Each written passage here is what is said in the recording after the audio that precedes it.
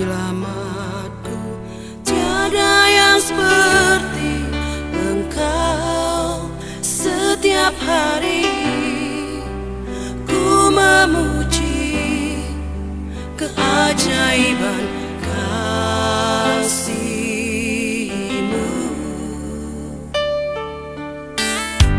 Pengtipu, pelindung, menara kekuatan, biarlah semua yang bernafas tak berhenti menyembah-Mu. Nyanyi dan bersoraklah bagi Dia, pujian, hormat, kuasa bagi Raja. Gunung tunduk, laut bergelora mendengar nama-Mu. Ku bersuka atas perbuatan-Mu, selamanya ku kasihi Engkau Tuhan. Tiada janji seperti yang ada padamu.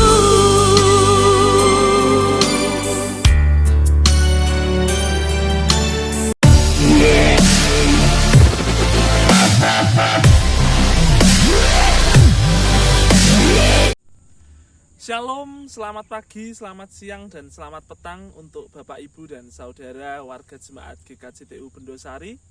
Salam sehat dan kiranya berkat Tuhan senantiasa beserta dengan kita.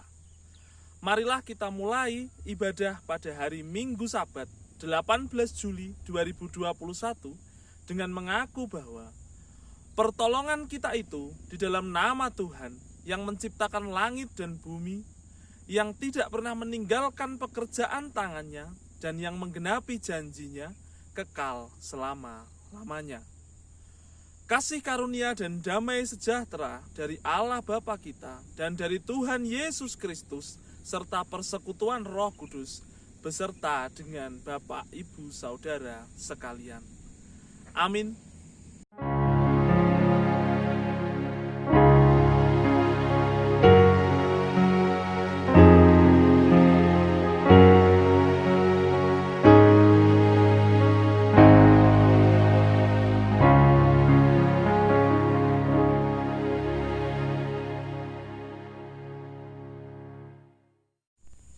Bapak, Ibu, dan Saudara warga jemaat yang dikasihi oleh Tuhan, mari kita membuka ibadah kita dengan bersama memuji nama Tuhan dari buku PKJ nomor 277, bait 1 dan seterusnya.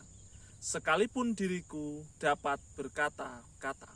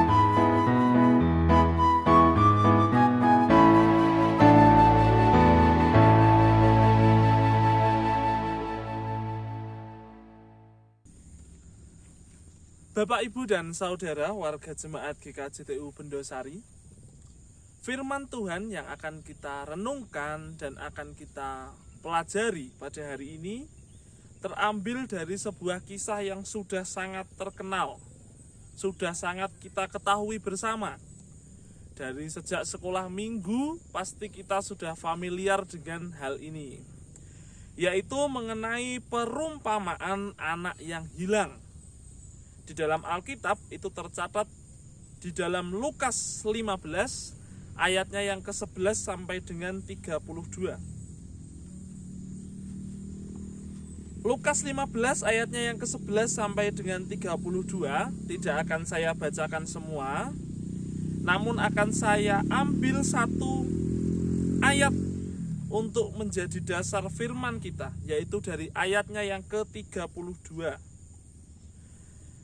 Kita patut bersukacita dan bergembira karena adikmu telah mati dan menjadi hidup kembali. Ia telah hilang dan didapat kembali. Firman Tuhan hari ini berjudul Kebaikan Anak yang Hilang. Anak yang hilang pada perumpamaan ini sering kita asosiasikan sebagai anak yang buruk. Kita pasti selalu mengingat itu dari cerita anak yang hilang. Memang, anak itu telah melakukan kesalahan yang besar. Ia meminta harta warisan pada ayahnya, selagi ayahnya masih hidup. Dan kemudian ia juga berfoya-foya dan menghabiskan harta dari ayahnya tersebut. Demikian kisahnya dari si anak hilang. Namun, sebetulnya kita bisa melihat beberapa hal yang baik dari anak yang hilang tersebut. Kita bisa melihat ini dari perspektif yang lain, dari kacamata yang lain, dari sudut pandang yang lain. Pertama, kita melihat bahwa perginya seorang anak dari rumah orang tua sebetulnya adalah hal yang wajar. Bahkan itu adalah hal yang perlu. Dalam proses menjadi orang dewasa, orang akan pergi untuk mencari jati diri. Orang akan pergi untuk menjadi mandiri. Sebab itu, pada usia-usia tertentu, anak akan cenderung bersikap dingin dan mulai menjauhkan diri dari orang tua. Anak menjadi enggan untuk akrab dan menerima nasihat orang tua, karena hal itu dianggap akan menjadikan dirinya masih kecil dan terus bergantung pada orang tua. Padahal anak itu sebetulnya sudah merasa diri besar dan ia mampu untuk menentukan keinginannya sendiri. Oleh sebab itu, sebenarnya cepat atau lambat, tiap anak akan meninggalkan rumah orang tuanya, baik secara fisik maupun secara psikis. Meninggalkan orang tua sama sekali bukan berarti menyepelekan atau menelantarkan orang tua, melainkan belajar mandiri, belajar membuat pertimbangan sendiri, belajar untuk memanage waktu sendiri, mengelola uang sendiri, menentukan arah masa depannya sendiri, dan sebagainya. Pada anak yang satu, proses menjauhkan diri dari orang tua ini terjadi secara tenang.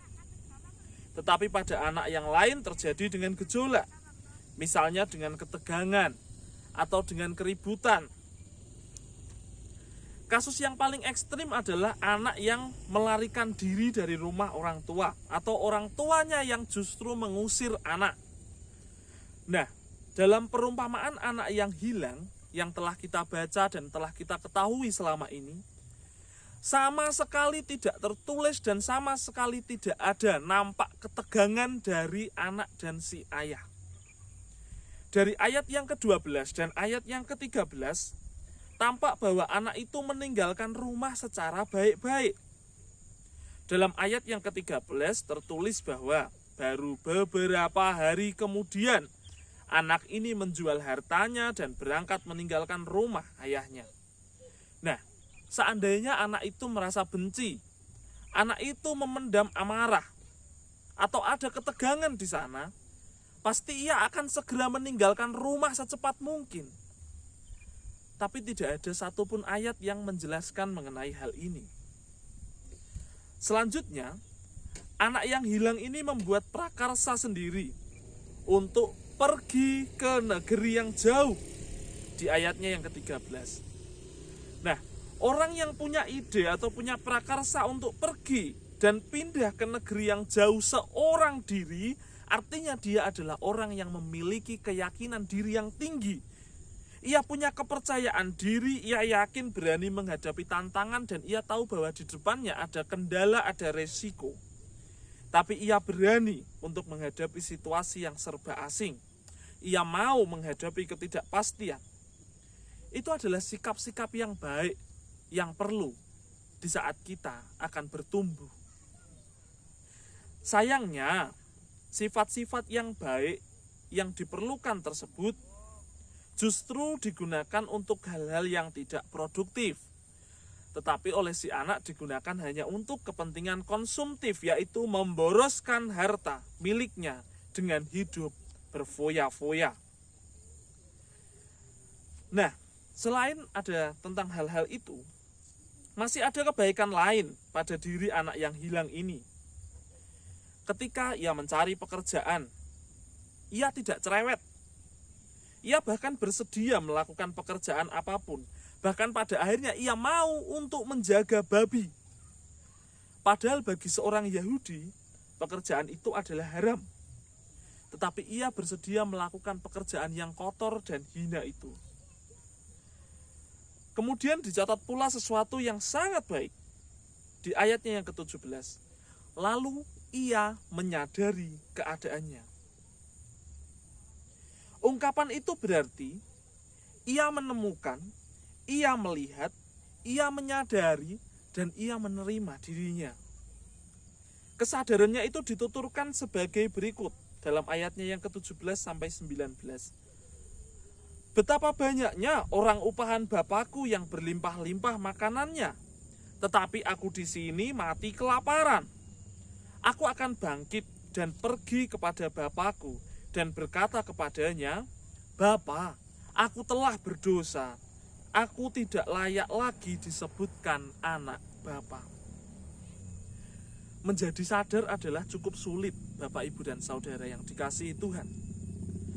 Lebih sulit lagi menindaklanjuti kesadaran itu dalam bentuk yang konkret. Buktinya orang bisa sadar ini, sadar itu, namun dalam prakteknya tidak ada perbuatan yang nyata. Namun anak yang hilang ini melakukan tindakan yang konkret. Tadi dikatakan dalam ayatnya, maka bangkitlah ia dan pergi kepada bapaknya.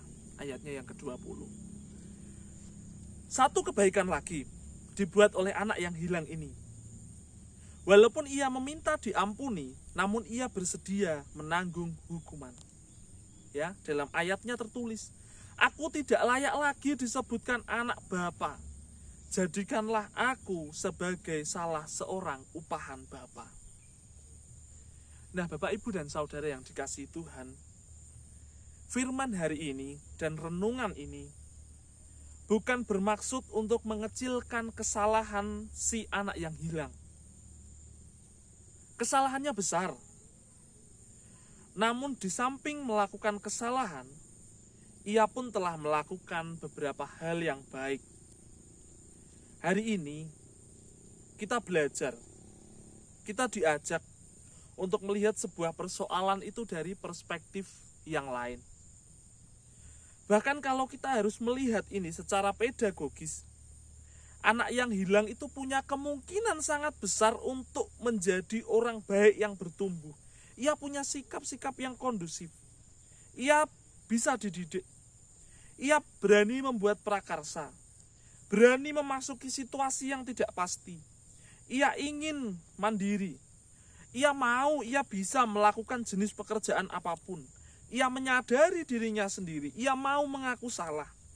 Dan pada akhirnya ia pun mau menanggung hukuman atas kesalahan dan perbuatan yang dia lakukan. memang anak ini telah jatuh, tetapi belum berarti bahwa riwayatnya berhenti di sini. Pohon yang tumbang tidak bisa berdiri lagi, tetapi orang yang tumbang masih bisa bangkit kembali. Bahkan ia bisa berdiri tegak, melangkah tegap, dan maju memasuki babak hidup yang baru.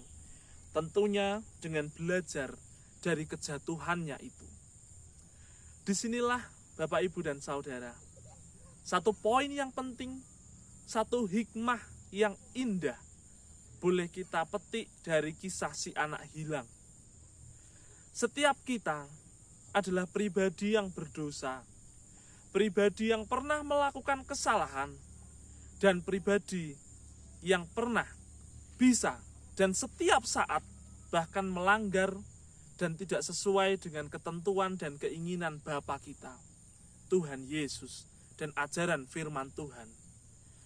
Namun, kita selalu diberikan kesempatan dan kita bersyukur masih diberikan waktu. Mari kita ilhami kisah si anak hilang, bahwa saat kita terjatuh, kita masih bisa berdiri. Saat kita berdiri, kita masih bisa melangkah.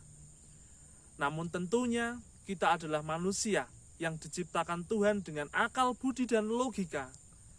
Oleh karena itu, saat kita tahu kita telah salah, kita telah jatuh, mari kita tidak mengulangi kesalahan dan perbuatan dosa itu.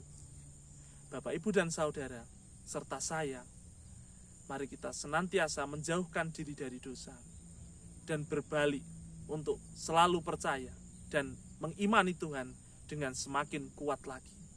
Terutama di masa-masa yang berat ini, Tuhan boleh memampukan kita semua. Demikian firman Tuhan. Tuhan Yesus memberkati. Amin.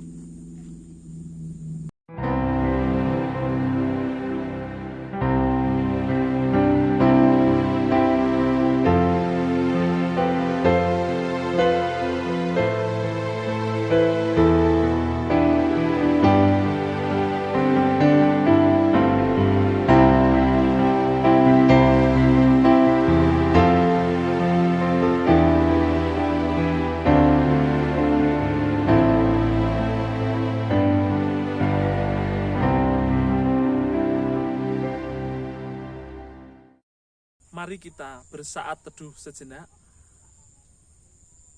dan kita merenungkan firman Tuhan dan mengimaninya di dalam hati serta melakukannya dalam kehidupan sehari-hari. Kita berdoa. Bapa kami yang ada di surga, dikuduskanlah namamu.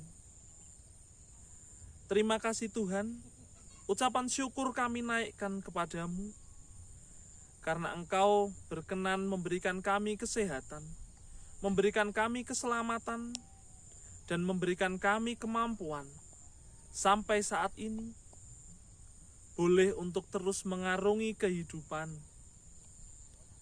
di mana masa-masa ini cukup berat bagi kami dengan adanya pandemi virus COVID-19.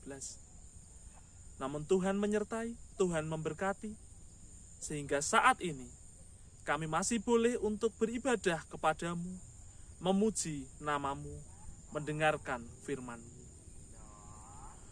Kami telah belajar Tuhan akan kisah si anak yang hilang. Kiranya kisah ini boleh menginspirasi kami, boleh menjadi berkat bagi kami, bagi keluarga kami.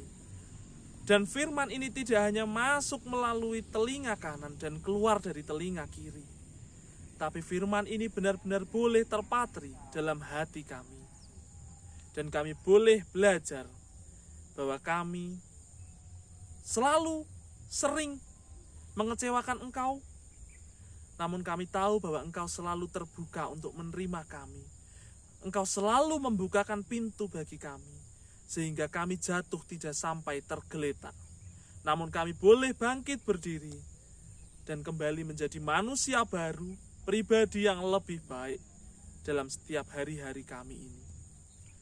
Terima kasih Tuhan, Engkau telah menyertai dan Engkau boleh untuk mengumpulkan kami, walaupun melalui virtual, melalui online.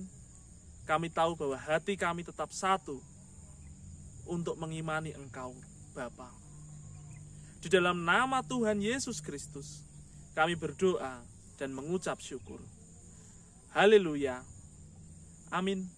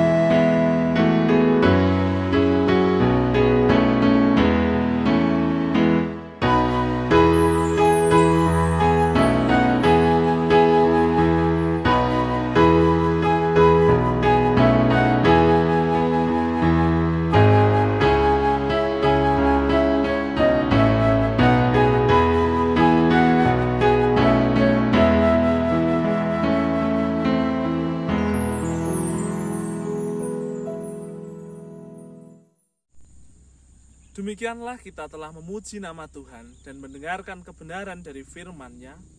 Mari kita akhiri ibadah kita dengan menerima berkat dari Tuhan. Tuhan memberkati engkau dan melindungi engkau. Tuhan menyinari engkau dengan wajah-Nya dan memberi engkau kasih karunia. Tuhan menghadapkan wajah-Nya kepada saudara dan memberi damai sejahtera. Amin.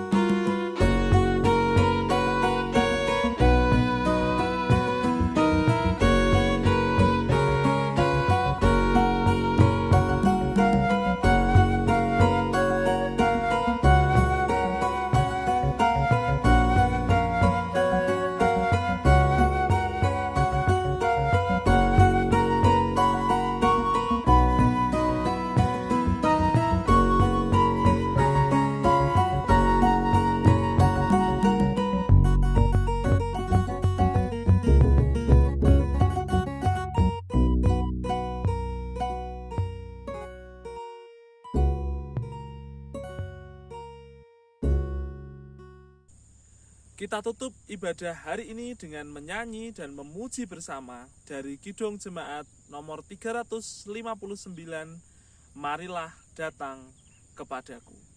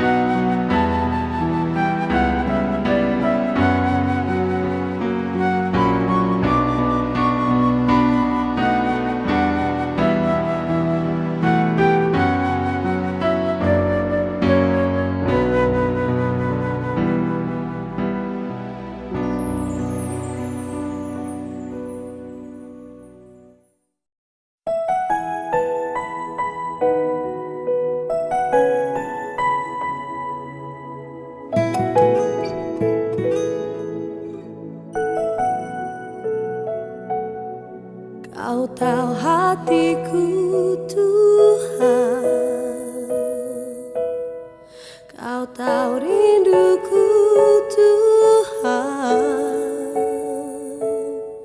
Kau tahu harapku, Kau tahu mimpiku di tangan-Mu Tuhan.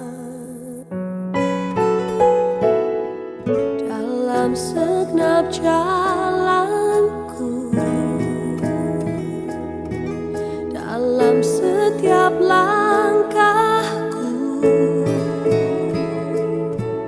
hanya Kau Tuhan yang ku andalkan menghadapi semua.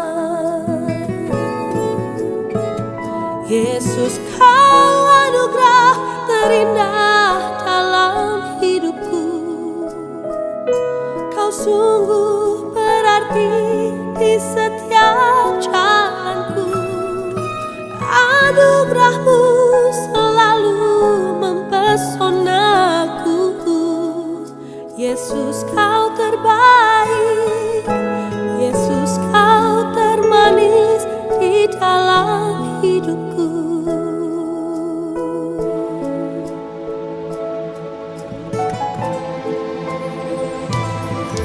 Kau tahu hatiku Tuhan, Kau tahu rinduku Tuhan, Kau tahu harapku, Kau tahu mimpiku di tangan-Mu Tuhan. Dalam segenap jalanku, dalam setiap langkahku, hanya Kau Tuhan yang ku andalkan menghadapi semua. Yesus, Kau anugerah terindah dalam hidupku. Kau sungguh berarti di setiap jalanku, dan anugerah-Mu selalu mempesonaku. Yesus, Kau terbaik. Yesus,